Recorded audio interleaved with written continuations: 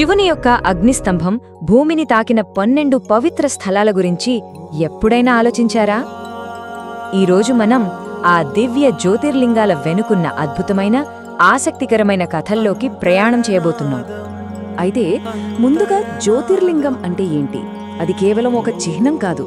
పురాణాల ప్రకారం శివుడు ఒక అంతులేని ప్రకాశవంతమైన కాంతి స్తంభంగా భూమిపై వెలసిన ప్రదేశం. ఇది భౌతిక ప్రపంచానికి ఆధ్యాత్మిక ప్రపంచానికి మధ్య ఒక వారధి లాంటిది.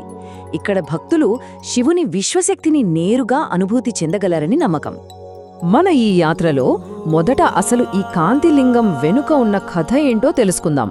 ఆ తర్వాత పశ్చిమ తీరానికి వెళ్లి శాపాలు ప్రాయశ్చిత్తాల కథలు విందాం. అక్కడ్నుంచి హిమాలయాల ఎత్తైన శిఖరాలకు, ప్రతీకార గాథలకు, చివరకు భక్తికి అసలైన పరీక్ష పెట్టిన ప్రదేశాలకు మనం ప్రయాణిద్దాం.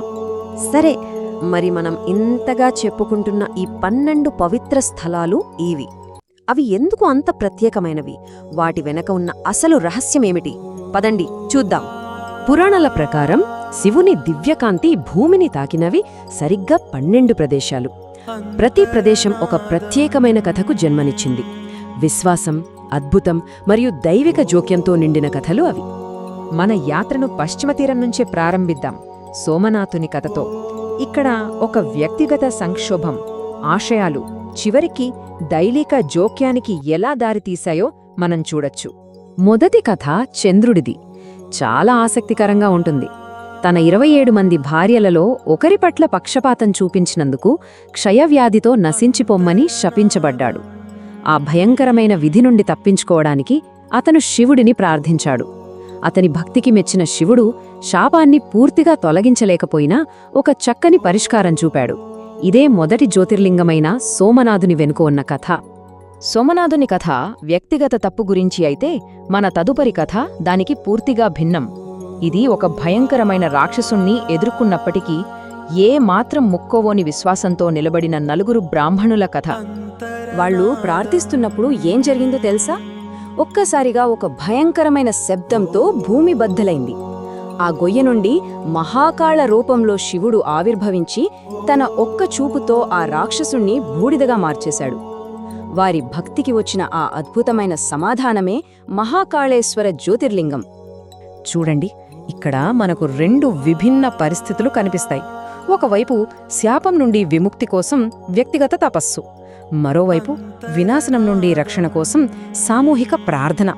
ఈ 2 వేర్వేరు భక్తి మార్గాలు 2 పవిత్ర క్షేత్రాల ఆవిర్భావానికి కారణమయ్యాయి. సరే, ఇప్పుడు మనం పశ్చిమ తీరం నుండి మంచుతో కప్పబడిన హిమాలయ శిఖరాలకు ప్రయాణిద్దాం. ఇక్కడ దేవతలు, రాక్షసులు కూడా శివుని అనుగ్రహం కోసం ఎలా తపించారో చూద్దాం. ఇక్కడ విశేషమేంటంటే, భక్తి సాక్షాత్తు దైవం నుండే వచ్చింది. విష్ణువు యొక్క అవతారాలైన నరనారాయణులు లోక కళ్యాణం కోసం శివుడిని శాశ్వతంగా అక్కడే కొలువై ఉండమని ప్రార్థించారు. వారి తపస్సుకు మెచ్చి శివుడు కేదార్నాథ్గా అక్కడ వెలిశాడు. కాని అదే హిమాలయాల్లో మరొక భిన్నమైన భక్తి కథ కూడా ఉంది. అది రావణుడి కథ. అపారమైన శక్తి కోసం రావణుడు ఏకంగా తన 10 తలలను ఒక్కొక్కటిగా అగ్నికి ఆహుతి ఇవ్వడానికి సిద్ధపడ్డాడు. అతని ఆ తీవ్రమైన ఆత్మార్పణకు చలించిపోయిన శివుడు ప్రత్యక్షమై అతనికి అపారమైన బలాన్ని ప్రసాదించాడు. అదే వైద్యనాథ జ్యోతిర్లింగం. పర్వతాల ప్రశాంత వాతావరణం నుండి ఇప్పుడు మనం ప్రతీకారం, రక్షణ లాంటి తీవ్రమైన భావోద్వేగాలతో కూడిన కథల వైపు పయనిద్దాం. ఈ కథలో శివుడు ఒక అంతిమ రక్షకుడిగా కనిపిస్తాడు. తన తండ్రి మరణానికి ప్రతీకారం తీర్చుకోవాలని చూస్తున్న భీముడనే రాక్షసుడు శివభక్తుడైన ఒక రాజును బంధించాడు. ఆ రాజు ప్రార్థనలకు సమాధానంగా శివుడు ప్రత్యక్షమై భీముడిని సంహరించి భీమశంకరంగా అక్కడ వెలిశాడు. ప్రతీకారం నుండి ఇప్పుడు మనం ప్రాయశ్చిత్తం వైపు వెళ్దాం. ఈ పవిత్ర స్థలాలు పాపాలను కూడా శుద్ధి చేసి విముక్తిని ప్రసాదించే శక్తి కేంద్రాలుగా ఎలా మారాయో చూద్దాం. వారణాసి పవిత్రత గురించి ఎంత చెప్పినా తక్కువే. సాక్షాత్తు శివుడికే బ్రహ్మ యొక్క 5వ శిరస్సును ఖండించిన పాపం నుండి విముక్తిని కలిగించిన ప్రదేశమది. బ్రహ్మ అహంకారానికి శిక్షగా శివుడు అలా చేయాల్సి వచ్చింది. ఆ పాపం నుండి విముక్తి పొందిన వెంటనే ఆయన కాశీ విశ్వనాథుడిగా అక్కడ శాశ్వతంగా నిలిచిపోయాడు.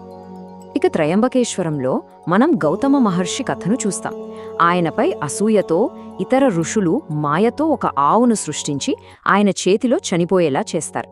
ఆ గోహత్యా పాతకం నుండి విముక్తి కోసం ఆయన శివుడిని ప్రార్థించగా శివుడు గంగానదిని అక్కడికి ప్రవహింపచేసి ఆయనను శుద్ధి చేశాడు. ఇక్కడ భక్తి తెలియక చేసిన పాపానికి ప్రాయశ్చిత్తంగా మారింది. ఇప్పటివరకు మనం చాలా కథలు చూశాం, కాని ఇప్పుడు మనం వినబోయే కథలు భక్తికి అసలైన పరీక్ష పెట్టేవి. నిరాశ, నష్టం అంచున నిలబడినప్పుడు కూడా విశ్వాసం ఎలా నిలుస్తుందో ఈ కథలు మనకు చూపిస్తాయి. ఈ చివరి కథ కృష్ణ అనే ఒక సాధారణ మహిళది. తన సవతి అసూయతో ఆమె కుమారుడిని చంపి చెరువులో పడేసింది. అయినా సరే కృష్ణ తన రోజువారీ శివపూజను ఆపలేదు. తన కొడుకును కోల్పోయిన దుఃఖంలో కూడా ఆమె విశ్వాసం సడలలేదు. ఆమె అచంచల భక్తికి మెచ్చిన శివుడు ఆమె కుమారుణ్ణి తిరిగి బ్రతికించి కృష్ణేశ్వరుడిగా అక్కడే వెలిశాడు. ఇది కదా విశ్వాసానికి నిజమైన నిదర్శనం. చూశారుగా, గుజరాత్లోని సోమనాథ్ నుండి తమిళనాడులోని రామేశ్వరం వరకు, ఉత్తరాఖండ్లోని కేదార్నాథ్ నుండి మహారాష్ట్రలోని భీమశంకరం వరకు ఈ 12 జ్యోతిర్లింగాలు మన భారతదేశ పటంలో ఒక దివ్యమైన నక్షత్రమాలని ఏర్పరుస్తాయి. ప్రతి క్షేత్రం దైవిక జోక్యానికి ఒక సాక్ష్యంగా నిలుస్తుంది. అంటే ఈ 12 కథలను మనం పరిశీలిస్తే కొన్ని సాధారణ అంశాలు స్పష్టంగా కనిపిస్తాయి.